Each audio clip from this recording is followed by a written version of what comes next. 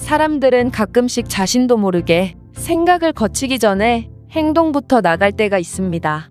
예를 들면 분노를 주체할 수 없어 뒷일을 생각하지 않고 주먹을 먼저 내지른다던가 하는 일이 있죠. 그리고 한국인들은 이렇게 생각보다 행동을 먼저 하는 경우가 특히나 많은데요.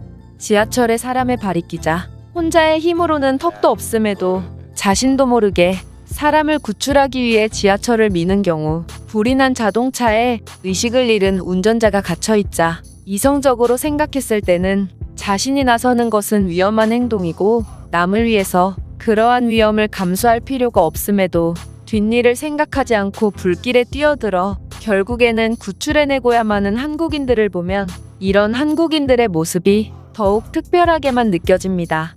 이와 관련하여 한 외국인은 눈 오는 날 한국과 일본에서 믿기지 않는 경험을 했고 이 경험을 글로벌 커뮤니티의 글로 작성했다고 하는데요. 그렇다면 이 외국인이 어떤 내용의 글을 작성한 것인지 자세한 내용 살펴보도록 하겠습니다. 나는 작년 프랑스 여행에서 만났던 한국인 친구의 초대로 이번에 한국을 가게 되었어. 친구는 한국의 지방에서 살고 있지만 모처럼 휴가를 계획하고 있다며 만약 내가 한국에 온다면 한국의 지방에 얼마나 멋있는 곳들이 많은지 가이드를 해주겠다고 제안했지.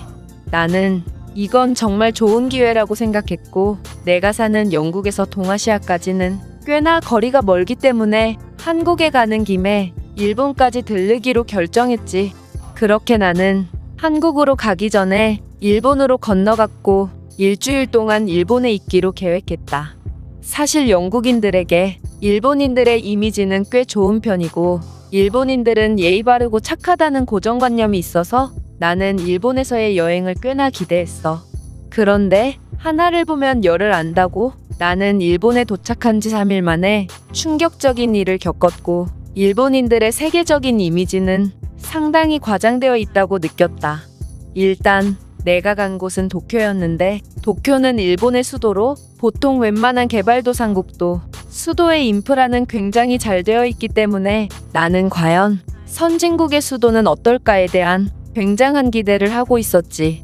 그런데 그날따라 도쿄에는 꽤나 많은 눈이 내렸고 인도와 도로에 눈이 엄청나게 쌓이고 있는데도 아무도 제설을 하러 안 오더라고. 나는 불안함을 느끼기 시작했는데 나는 버스를 타고 있었고 이런 도로 상태라면 차가 미끄러지기 십상이며 그렇게 된다면 많은 인명피해가 날 게 뻔하기 때문이야. 아니나 다를까 쌓인 눈 때문인지 버스의 바퀴가 헛돌기 시작했고 곧 버스는 움직이지 않게 되었어. 내가 봤을 때 이건 승객들이 같이 힘써준다면 충분히 극복할 수 있을 것 같았고 만약 이 차량을 도로에 방치해뒀다간 더 큰 사고로 이어질 수 있기 때문에 빠른 처리가 필요했다. 하지만 버스의 상태를 본 일본인 승객들은 차를 버리고 도망가기 시작했고 마치 자신의 일이 아닌 듯 차에서 상황을 관망하던 남은 일본인들조차 조속히 처리가 되지 않자 버스에서 탈출하기 시작했다. 나는 버스 기사에게 가서 승객들이 도와준다면 간단히 끝날 문제인데 왜 승객들에게 도움을 구하지 않냐고 물었지만 그는 어리숙한 발음으로 노 매뉴얼만 외쳐댈 뿐이었어. 웃긴 건 도로를 지나던 다른 일본인 운전자들도 분노의 경적만 엄청나게 울려대며 아무도 도와주지 않았다는 거야. 솔직히 영국인들이라고 이런 상황에 모두가 발벗고 나서지는 않겠지만 적어도 이런 공경에 처한 버스를 보고 경적을 울려대며 짜증을 내는 사람은 없을 거야. 도대체 선진국의 수도에서 이 정도 눈을 대비하지 못해 대중교통이 마비되는 게 말이 되나 싶기도 하면서 일본인들의 무책임한 행동에 질려버렸기 때문에 나는 이곳에서 더 이상의 시간을 보낼 가치가 없다고 판단했어. 따라서 나는 최대한 빠른 표를 구해서 한국으로 떠나게 됐다. 가장 빠른 표만을 찾다 보니 나는 한밤중에 한국에 도착하게 되었고 내가 숙소에 도착해 자려고 할 때 하필이면 한국에도 눈이 엄청나게 많이 와서 다음날 일정 소화가 불가능할 거라고 예상했지.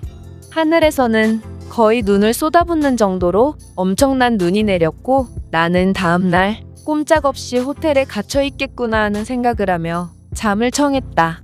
그러나 아침에 일어나니 눈은 여전히 오고 있었는데 인도나 도로 등에는 눈이 하나도 없었고 전부 치워져 있어서 감탄이 절로 나오게 되었어.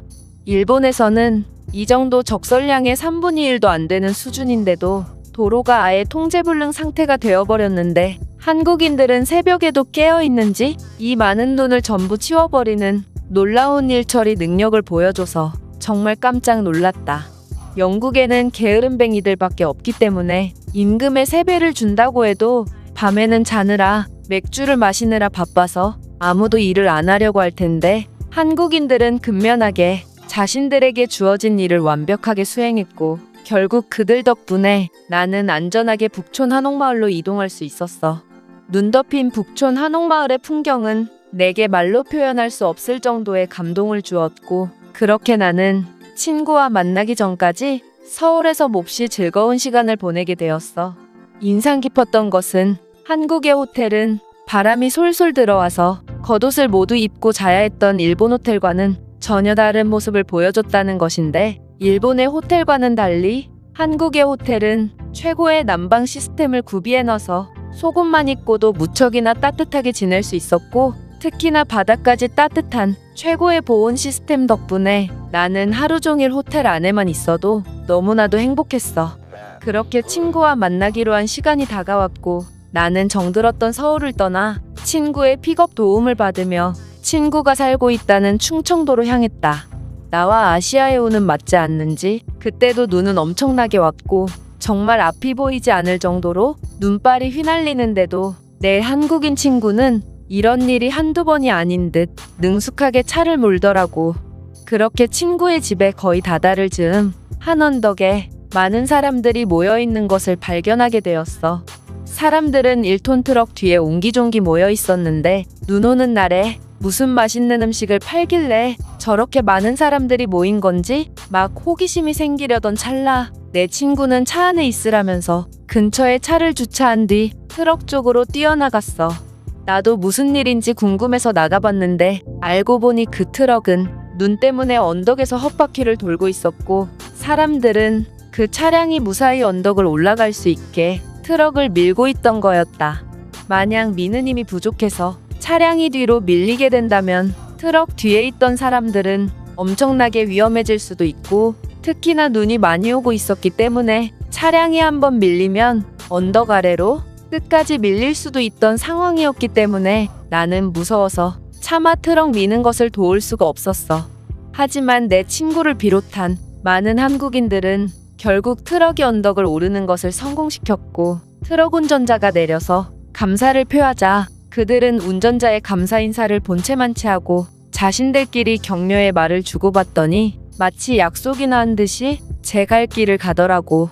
나는 트럭을 밀던 사람들은 당연히 원래 트럭을 타고 있던 사람들일 거라고 생각했는데 그 사람들은 그저 길 가다가 도와준 사람, 내 친구처럼 자신의 차량까지 세워가며 기꺼이 도와준 사람 등 트럭 운전자와 일면식도 없었는데 그냥 도와준 거였어. 나는 내 친구에게 왜 그렇게까지 남을 도와준 거냐고 물었는데 친구는 만약 우리가 저 트럭을 도와주지 않아서 밑으로 미끄러져 내려갔다면 더 큰 피해가 났을 거야. 여기는 지방이다 보니 서울에서와 같은 인프라를 기대할 수 없고 눈이 많이 오거나 할 때 종종 이런 일이 발생하곤 해.